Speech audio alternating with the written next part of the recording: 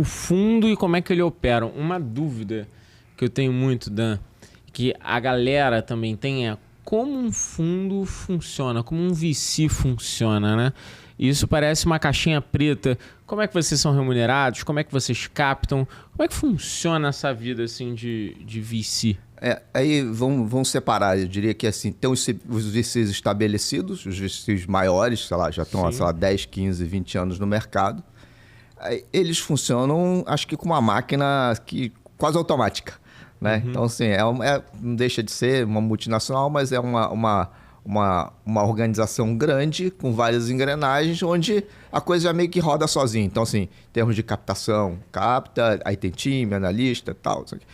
E aí vão separar os VCs pequenos, né? Que a gente chama até de micro VCs. São estruturas pequenas, enxutas, normalmente especializadas em alguma coisa. Isso lá fora, né? Acho que no Brasil hoje você tem menos, mas ainda assim você tem até um número razoável dentro da indústria como um todo. Você tem poucos especialistas. Acho que isso é uma coisa que não está acontecendo no mercado. Acho que a gente é o único especialista ou focado em Web3, ou se você falar Web 2.5 só tem a gente, né? Mas tem especialista em IoT, tem algumas coisas que já estão surgindo.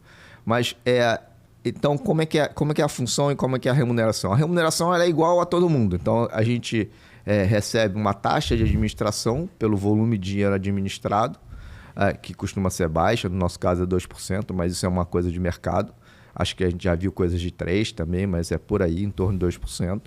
E você ganha um sucesso, ou na verdade, uma taxa de performance no momento que você vende esse ativo. Então, é um business de longo prazo, né? Normalmente você investe, os ciclos são normalmente de 10 anos, então você tem mais ou menos 5 anos para investir, mais ou menos 5 anos para desinvestir.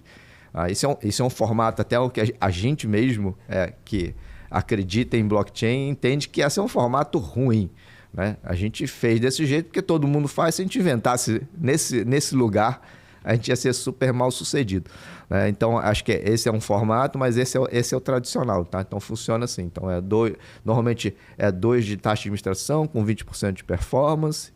Num fundo de 10 anos é mais ou menos isso, né? E obviamente, assim, as dores de captação são maiores para a gente do que de estruturas muito grandes, né? Que já rodam mais automaticamente ou tem placas mais famosas já, né?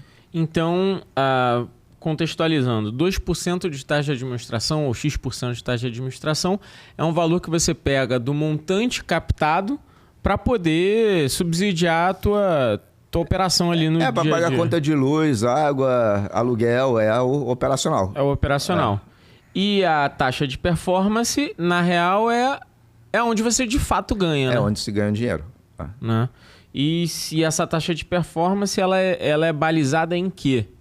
Existe um múltiplo mínimo que você dá pro teu investidor? Na verdade, aí você tem... Eu acho que no Brasil, até porque as taxas de juros são altas, né? Você costuma ter benchmarks, né? Então, sei lá, IPCA, alguma coisa nesse sentido. Lá fora, é bastante comum você não ter taxa de performance nenhuma. Então, desculpa, ter benchmark nenhum. Então, é sobre 0, né?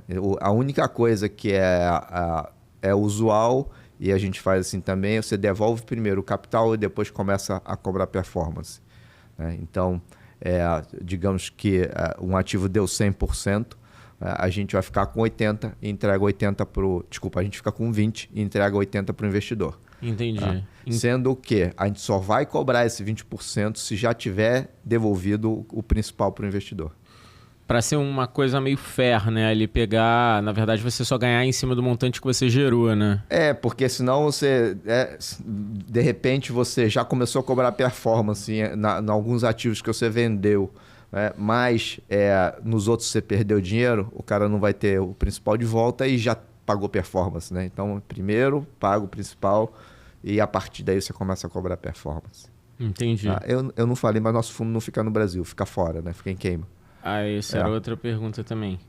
Por isso que eu fico falando em dólar, não é? Não, tranquilo. É bom que aí traz, sabe, essa coisa de riqueza, assim, em dólar, sabe? Queima. De repente vai que eu fico, né? Começo a trabalhar em dólar Só também. custa mais caro pra gente, tá? Então, assim, não tem nada de riqueza. Isso gera mais pobreza. Não, imagina, pô. Cara, captação. Como é que você faz captação num fundo? Como é que você opera isso? Captação é um longo e tenebroso processo, né? Então, não tem muito jeito. Assim, você tem até alguns distribuidores que a gente usa, tenta usar. Então, assim, é uma coisa que o cara vende o teu produto, você participa da venda e ele fica com um pedaço dessa distribuição. Se você olhar, se você imaginar isso, não é muito diferente, tá? Só que é um processo e o outro é gastar sola de sapato, né? Então, esses dois processos não são muito diferentes do processo tradicional de captação de qualquer fundo. A única diferença é que, como é um fundo de longo prazo, ele dá mais trabalho. Dá mais trabalho na captação, é mais difícil, porque você tem que confiar o teu dinheiro por 10 anos a um gestor. Por outro lado, uma vez que você está com o dinheiro investido, ele não tem liquidez, né? Então você não tem secundário. Tá? Então, assim, eu diria que, por um lado, é mais difícil, por outro lado, é um passivo mais fiel, ou na verdade ele fica meio que preso durante 10 anos. Né? Então, diferentemente num fundo líquido, é onde o cara entra hoje e amanhã ele pode sair. Então, é mais fácil para entrar, mais fácil para sair. Mas aí eu não entendi. Existe um player, então, que consegue buscar dinheiro também? Existem distribuidores. Que tem dinheiro de investidor. Porque distribuidor eu estou pensando na ponta final, mas na verdade... Se você olhar assim, o que é o mercado de distribuição de ativos líquidos, ele também até faz os líquidos. A XP é um distribuidor, a BTG é um distribuidor. E tem distribuidores específicos, mais nichados para investimentos de longo prazo, né? Caramba. Mas aí esse cara tem que ganhar um FII aqui em cima de alguma coisa. Ele ganha um pedaço da taxa de administração. Ele ganha um pedaço da taxa de administração que tem que ficar por ele ter captado aqui. Exatamente. Né? Entendi. E aí vocês operam especificamente com players e sola de sapato? E sola de sapato.